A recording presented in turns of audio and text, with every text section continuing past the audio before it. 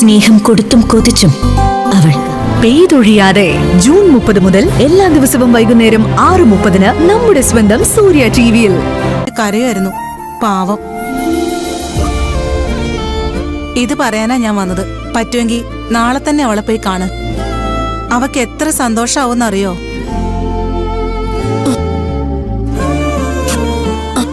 അയ്യോ, നിങ്ങളൊന്നും കഴിച്ചില്ലല്ലോ. കഴിച്ചിട്ടെഴുന്നേൽക്ക്. കഴിച്ചാട്ടി ഇറങ്ങത്തില്ല ദേവകി. നേരം വെളുത്തിട്ട് ആദ്യത്തെ ബസ് തന്നെ ഞങ്ങൾ അവളെ കാണാൻ പോവും. വെറും കൈയോടെ പോകാൻ കഴിയില്ലല്ലോ. നീ കുറച്ച് പലഹാരം ഉണ്ടാക്ക്, അവക്കിഷ്ടമുള്ളത്. എന്നാ ഞാൻ ഇറങ്ങട്ടെ അമ്മായി.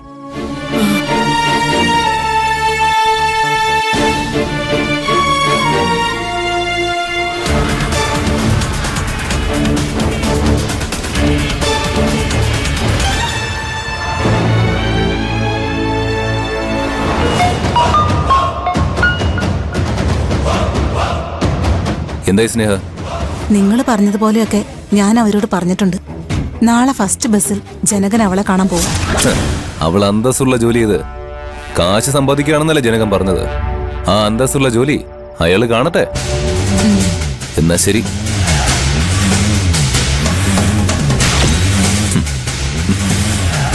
ഇതുവരെ കളിച്ചതൊന്നുമല്ല കളി, ഇനിയാണ് ശരിയായ കളി.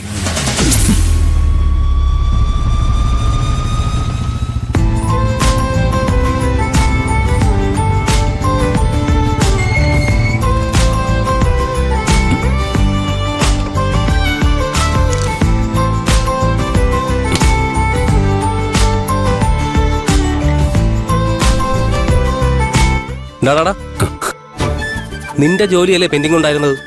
നീ മാത്രം നേരത്തെ വന്നാൽ മതിയായിരുന്നല്ലോ. അന്നന്നത്തെ ജോലികൾ മുഴുവനും അന്നന്ന് തീർക്കുന്ന എന്നെയും നീ എന്തിനാ 8 മണിക്ക് തന്നെ പിടിച്ചു വലിച്ച് ഇങ്ങോട്ട് കൊണ്ടുവന്നേ? എടാ, നീയും കൂടെ ഉണ്ടെങ്കിൽ എനിക്കൊരു എനർജി അല്ലേ.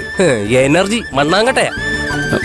പെൻഡിംഗ് ഉള്ള ജോലി തീർക്കാൻ വേണ്ടി ഒരൊറ്റ ആളും കമ്പനിയിൽ നേരത്തെ വരാറില്ല. ഇങ്ങനെ കമ്പനിയിൽ നേരത്തെ വരുന്ന ഒരാൾ പ്രവീണ. അതേ സമയത്ത് അനു എത്തും. അവര് തമ്മിൽ പ്രേമമാ. നീയും അതുപോലെ പ്രേമത്തിൽ വല്ലതും കുടുങ്ങിയോ? പ്രേമത്തിൽ കുടുങ്ങാനോ? ഞാനോ? നീ പോയി നിന്റെ ജോലി.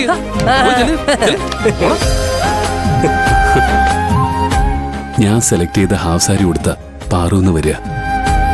അത് നോക്കാനാ ഞാനിന്ന് നേരത്തെ വന്നതെന്ന് അവൻ അറിഞ്ഞ എന്റെ കാര്യം തീർന്നു തന്നെ.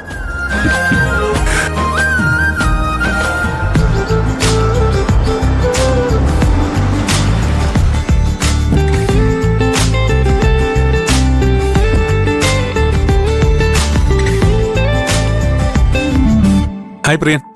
Good morning sir. സാറിന്ന് നേരത്തെ ആണല്ലോ. അത് ഈ ഡാഡി എനിക്ക് വലിയൊരു ടാർഗറ്റ് തന്നിട്ടുണ്ട്. അത് അച്ചീവ് ചെയ്യണമെങ്കിൽ കൂടുതൽ ജോലി ചെയ്തേ പറ്റൂ. അല്ല, വേറെ ആരും എത്തിയില്ലേ? മോഹൻ അവിടെ ഉണ്ട്. എല്ലാരും ഇപ്പൊ എത്തും സർ. സമയാവുന്നല്ലേ ഉള്ളൂ.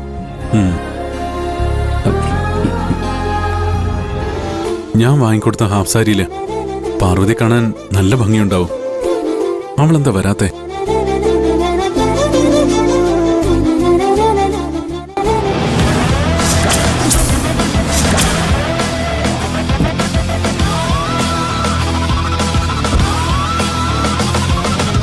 ഇവളൊന്ന് നേരത്തെ എത്തിയോ? കൈലാഷ്, കൈലാഷ് എന്താ നേരത്തെ? അല്ല, അത് മുക്ത, ഡാഡി തന്ന ടാർഗറ്റ് ഓർത്ത് കിടന്നിട്ട് ഉറക്കം വന്നില്ല.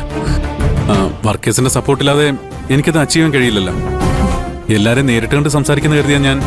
അതിന് എത്ര നേരത്തെ വരണോ കൈലാഷ്? ഞാൻ പറഞ്ഞില്ലേ, ഉറങ്ങാൻ കഴിയുന്നില്ല. കൈലാഷ് ടെൻസ്ഡ് ആവൊന്നും വേണ്ട. ഞാനില്ലേ കൈലാഷിനെ ഹെൽപ്പ് ചെയ്യാൻ. നമ്മളെ തോൽക്കില്ല കൈലാഷ്. നമ്മൾ ആ ടാർഗറ്റ് എനി ഹൗ അച്ചീവ് ചെയ്തിരിക്കും. താങ്ക് യു മുക്ത.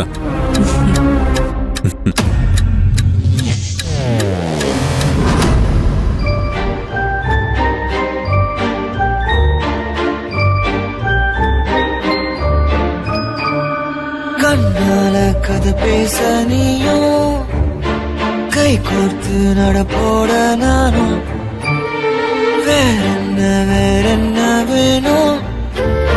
நீ மட்டும் போதும். தாங்காத பாரம் நான் தாங்கும் போதும் என தாங்கும் தூணாக நீதானடி.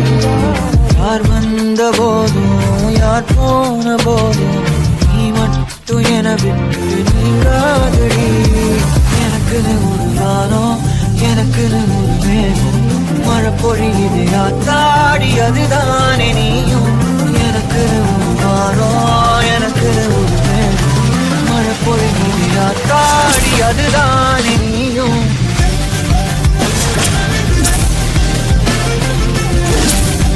ஆத்தாடி அதுதானே நீயும்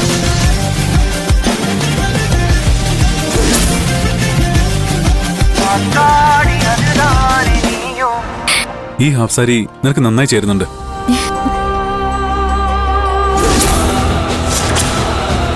നീ ഇന്ന് കൂടുതൽ സുന്ദരിയായിട്ടുണ്ട്. മനസ്സിന് ഇഷ്ടപ്പെട്ട വസ്ത്രം അണിഞ്ഞാല് ആരെ കാണാനും ഭംഗിയുണ്ടാവും സർ. ഇതൊന്നും വേണ്ടാന്ന് ഞാൻ കൈലാഷ് സാറിനോട് പറഞ്ഞതല്ലേ. സാറ് നിർബന്ധിച്ചോണ്ടല്ലേ ഞാനിതെടുത്തത്. ബില്ലടച്ചത് ഞാനാണെങ്കിലും സെലക്ട് ചെയ്തത് നീയല്ലേ. നിനക്ക് നല്ല ഡ്രസ് സെൻസ് ഉണ്ട്. അവൾക്ക് ആ ഡ്രസ്സ് വാങ്ങിക്കൊടുത്തത് കൈലാഷാണെന്നോ? ഇഷ്ടപ്പെട്ട പെൺകുട്ടിക്ക് കൊടുക്കാൻ വേണ്ടി എടുത്തു വെച്ച ഈ ഹാഫ് സാരി എനിക്ക് തരാൻ സമ്മതിച്ച ആ ചേട്ടനോടാ ആദ്യം നന്ദി പറയേണ്ടത്. നീ നല്ല മോഡേൺ ഡ്രസ് ഇട്ട് നടന്ന ഭംഗിയുടെ കാര്യത്തിൽ നീ എല്ലാരും കടത്തിവെട്ടും. നാട്ടിൻ പുറത്തുനിന്ന് വന്നാണെന്ന് പിന്നെ ആരും പറയില്ല. നീ ഒരു വാക്ക് പറഞ്ഞാൽ മതി. എത്ര മോഡേൺ ഡ്രസ് വേണമെങ്കിലും ഞാൻ നിനക്ക് വാങ്ങിത്തരാം. അയ്യോ വേണ്ട സർ.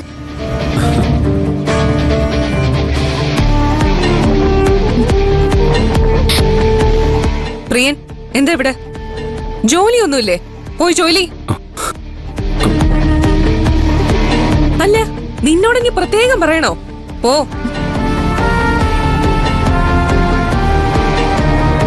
കൈലാഷ് എന്തിനാ അവൾക്ക് ഡ്രസ്സ് വാങ്ങിക്കൊടുത്തേ? എനിക്ക് ആക്സിഡന്റ് പറ്റിയപ്പോ അവളല്ലേ എന്നെ ഹോസ്പിറ്റലിൽ കൊണ്ടുപോയത്. അവൾ അന്നെടുത്ത ഡ്രസ്സിൽ മുഴുവൻ എന്റെ ബ്ലഡ് ആയിരുന്നു. ഇനി ഇത് അവൾ കൊടുക്കാൻ കഴിയില്ലല്ലോ. പകരം പുതിയതൊന്ന് വാങ്ങിക്കൊടുത്തതാ.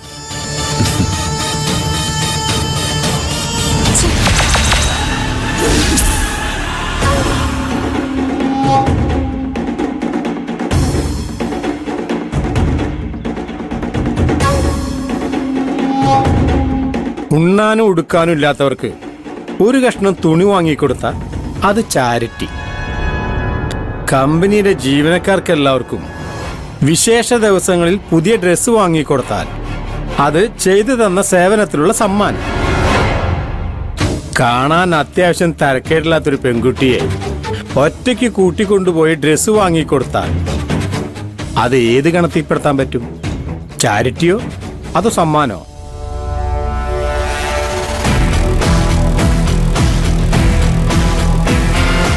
ഇതങ്ങനെ കൈലാഷ് സാറിന്റെ മഹാമനസ്കതയെ കാണാൻ എനിക്ക് പറ്റില്ല മാഡം.